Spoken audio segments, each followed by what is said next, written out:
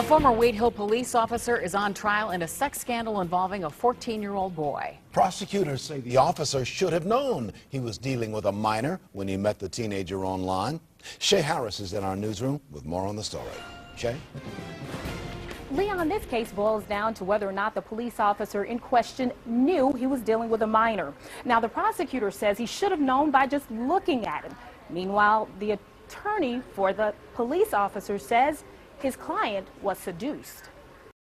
I saw a white, naked man on his knees. This is a mom talking about the night she walked in and caught her 14-year-old son with a 35-year-old Haite Hill police officer inside her home. Her son was wearing briefs she didn't buy. And it struck me as odd because I don't buy briefs. What was he thinking when he shows up to the house, parks down the street, walks up, and there's a 14-year-old boy standing in front of the house waiting for him? That's the question County Prosecutor Jesse Kanako told jurors his team would answer regarding the night Matt Mole had sex with a minor he met online through a gay dating site called Grindr. What else did the defendant do to try to verify your true age with you?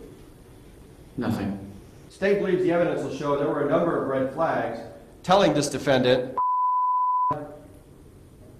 was under the age of 16, or at least putting this defendant on notice, making him reckless in that regard. Mole sat by listening as the teen told the court Mole had done nothing to verify his age. We're not hiding from it.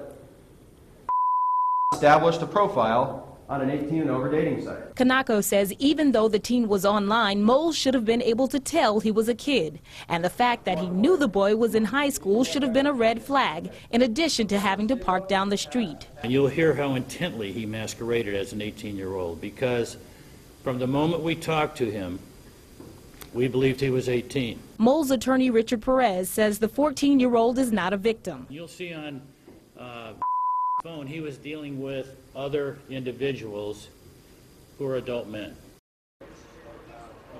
Now we'll continue bringing you updates from court as this case continues. On your side, Shay Harris, News Channel 5.